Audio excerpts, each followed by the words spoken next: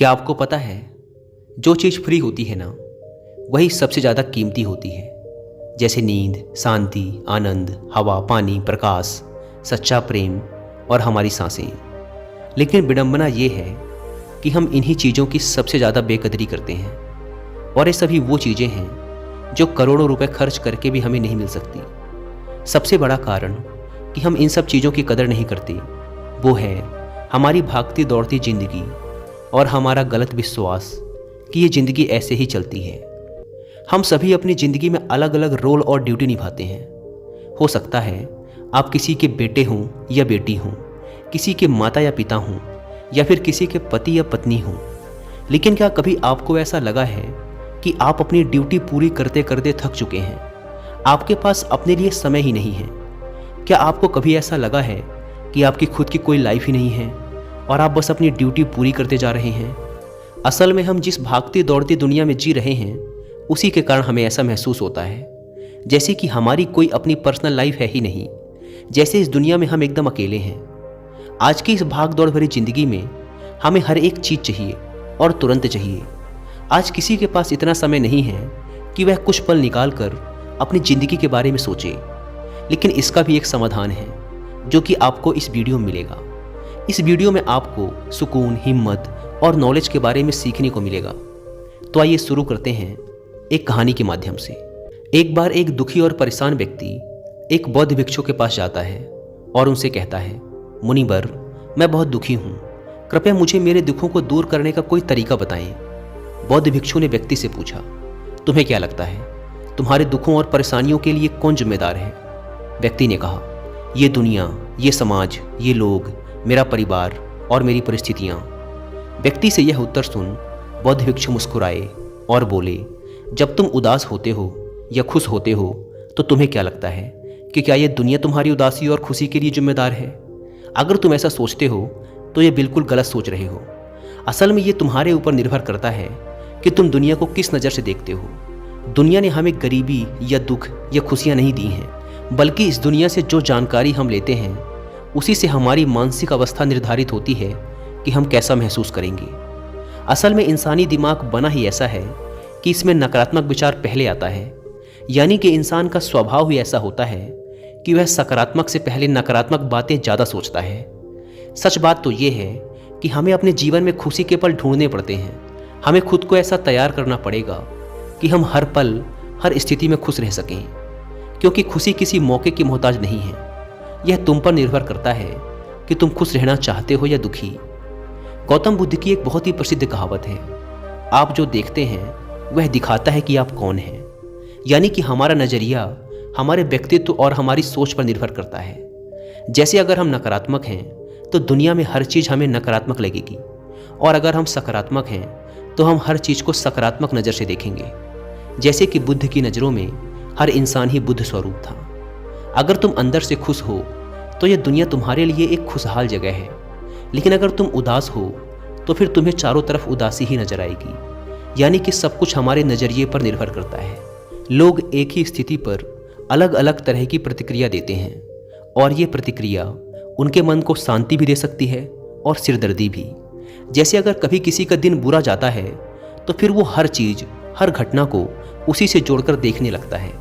मगर ये सोच गलत है। लोगों को समझना चाहिए कि ये सब वो गुस्से में सोच रहे हैं, और गुस्सा एक थोड़े समय तक रहने वाली भावना है। इस बात पर ध्यान दो कि कब तुम्हारी बुरी भावनाएं तुम पर हावी होती हैं, ताकि तुम उन भावनाओं को खुद पर हावी होने से रोक सको। क्योंकि ये अस्थायी गुस्से और चिंता की भावनाएं तुम्हारे जीवन के सबसे महत्वपूर्ण निर्णयों को गलत तरीके से प्रभावित कर सकती हैं। जैसा कि मैंने पहले कहा कि गुस्सा एक अस्थायी भावना है जो कुछ देर बाद खुद ही शांत हो जाएगा। तुम इसे एक बादल की तरह मानकर चलो जो अभी आसमान में है और कुछ देर में खुद ही गायब हो जाएगा। अगर नहीं होता तो शांति से इंतजार करो। इस समय तुम खुद को शांत करने के लिए कुछ अभ्यास भी कर सकते हो, जैसे अपनी सांसों पर ध्यान लगाओ या फिर खुद को एकदम शांत और ढीला छोड़ दो। उस व्यक्ति ने बौद्ध भिक्षु से अगला प्रश्न किया कि गुस्से, नफरत और जलन जैसी नकारात्मक भावनाओं से कैसे निपटा जाए, क्योंकि ये भावनाएं अक्सर हमें काफ़ी थका देती हैं। बौद्ध भिक्षु ने कहा, जागरूकता। अपने विचारों के प्रति जागरूक होना ही वह पहला तरीका है जिससे तुम अपनी मानसिकता को बदल सकते हो। बौद्ध भिक्षु ने उस व्यक्ति से पूछा, वैसे जब तुम्हें बुरा महसूस होता है तो अक्सर तुम्हारी पहली प्रतिक्रिया क्या रहती है? व्यक्ति ने उत्तर दिया, मैं उस नकारात्मक भावना को वहीं दबाने का प्रयास करता हूँ, या फिर उसे स्वीकार ही नहीं करता, या फिर जल्दी से अपना मन कहीं और लगाने का प्रयास करता हूँ।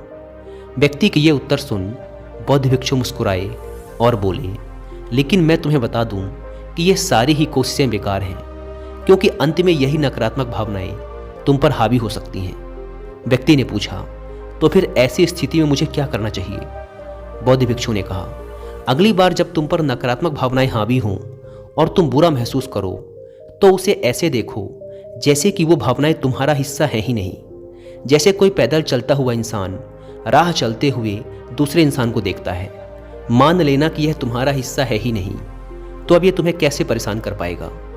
हालांकि इस तरह की जागरूकता के लिए तुम्हें काफ़ी अभ्यास करना होगा, लेकिन अगर एक बार तुमने ये करना सीख लिया तो यकीन मानो तुम काफ़ी शांत और हल्का महसूस करोगे। नकारात्मक भावनाएं हमारे जीवन का स्थायी हिस्सा नहीं हैं और ना ही कभी बनेंगी, और ना ही ये हमें परिभाषित करती हैं।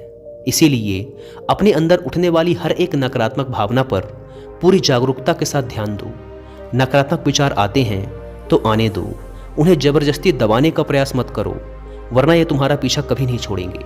अपनी हर नकारात्मक भावना पर काबू पाना संभव भी नहीं है, क्योंकि तुम्हें गुस्सा भी आएगा, तुम ईर्ष्या भी करोगे और उदास भी होगे, लेकिन ये भावनाएं आकर चली जाती हैं।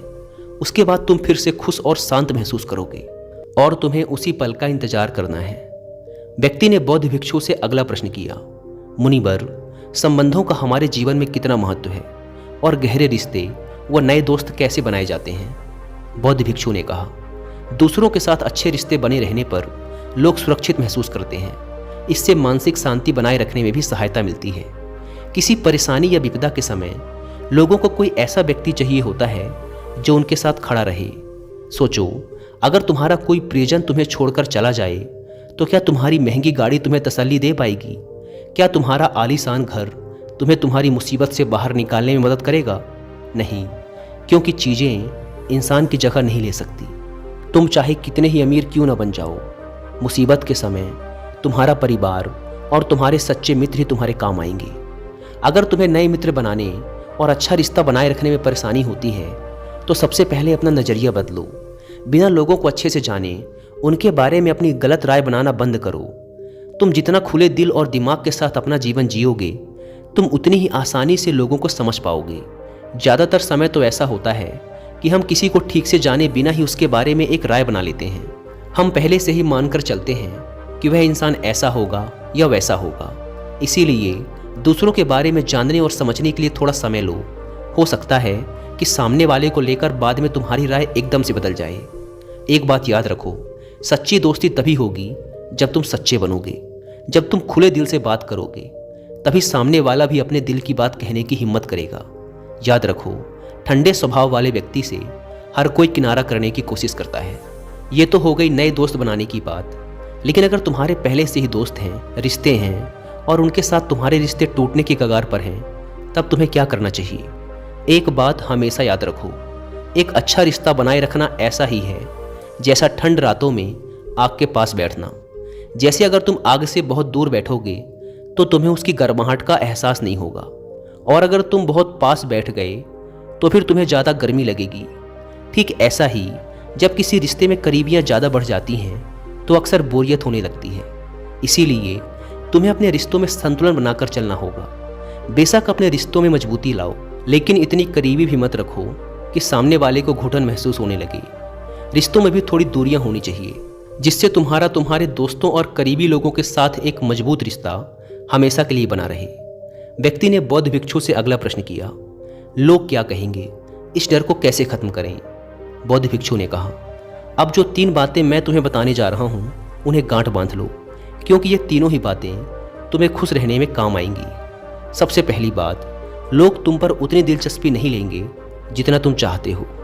भिक्षु ने व्यक्ति से पूछा, क्या तुम्हें याद है पिछले हफ्ते तुम्हारे दोस्त ने क्या पहना था और उसने क्या खाया था? व्यक्ति ने कहा, नहीं, मुझे याद नहीं। तब भिक्षु ने कहा, जैसे तुम्हें दूसरों की छोटी छोटी बातें याद नहीं रहती, तो फिर उन्हें तुम्हारे बारे में कितना याद रहता होगा। और जब लोगों को तुम्हारे बारे में याद ही नहीं है तो फिर चिंता करके क्या फ़ायदा कि लोग क्या कहेंगे। असल में लोग हमारे बारे में उतना नहीं सोचते जितना हमें लगता है। दूसरी बात, हर कोई तुम्हें पसंद करे ये ज़रूरी नहीं। क्या तुम सबको पसंद करते हो? नहीं ना। तो फिर तुम दूसरों से क्यों उम्मीद करते हो कि वो तुम्हें पसंद करें? अगर कोई तुम्हें पसंद करता है तो अच्छा है, और अगर नहीं करता तो कोई बात नहीं। किसी की पसंद या नापसंद से तुम्हें फ़र्क नहीं पड़ना चाहिए। इन बातों को स्वीकार करना सीखो कि ये सब जीवन का हिस्सा हैं। जब सबको खुश रखना संभव नहीं है तो फिर हम इसकी इतनी चिंता क्यों करें? तीसरी बात, ज़्यादातर चीज़ें जो हम दूसरों के नाम पर करते हैं असल में खुद के लिए कर रहे होते हैं। इसीलिए खुद के प्रति ईमानदार रहना भी एक बड़ी बात है। तुम अपना दिल बड़ा करो तो दुनिया भी तुम्हारे लिए दिल बड़ा करेगी, लेकिन अगर तुम स्वार्थी बनोगे तो दुनिया भी अपना स्वार्थ निकालेगी। सभी लोग प्रार्थना करते हैं कि उनका परिवार सुरक्षित रहे। क्यों? क्योंकि वो अपने परिवार से प्रेम करते हैं। लोग ये सोचकर डरते हैं कि कहीं उनके जीवन साथी या बच्चे को कुछ हो ना जाए, क्योंकि वो अकेले रहने से डरते हैं। देखा जाए तो अंदर से हर इंसान स्वार्थी है। जब तक कि कोई बुद्ध या महावीर ना बन जाए, स्वार्थ से छुटकारा पाना मुश्किल है। इसीलिए वही विचार करो जिसमें तुम्हें खुशी मिले। सुनने में बहुत आसान लगता है ना? जीवन बदलने वाली चीज़ें आसान ही होती हैं, बस हम उन्हें मुश्किल बना लेते हैं। इसीलिए क्या होगा ये सोचकर चिंता करने की बजाय उस पर ध्यान दो जो तुम अभी वर्तमान में कर सकते हो। बौद्ध भिक्षु ने आगे कहा, बौद्ध धर्म और हिंदू धर्म में लोग एक सिद्धांत को मानते हैं जिसे कहा जाता है कर्म का सिद्धांत। यह सिद्धांत कहता है कि जैसा करोगे वैसा भरोगे, यानी इंसान को उसके कर्मों का फल मिलता ही है। इसीलिए अगर जीवन में सब कुछ अच्छा चाहते हो तो अच्छे कर्म करना शुरू कर दो। जीवन में सफलता, खुशी और समृद्धि चाहते हो तो ईमानदारी के साथ मेहनत करना और सही कर्म करना शुरू कर दो। इतना कहने के बाद बौद्ध भिक्षु ने अपनी बात समाप्त की। उस परेशान व्यक्ति को भी अपने प्रश्नों का उत्तर मिल चुका था। उसने इस जानकारी के लिए बौद्ध भिक्षु का धन्यवाद किया और वहाँ से चला गया। दोस्तों, उम्मीद करता हूँ कि आपको ये कहानी पसंद आई होगी और कुछ अच्छा सीखने को मिला होगा। धन्यवाद।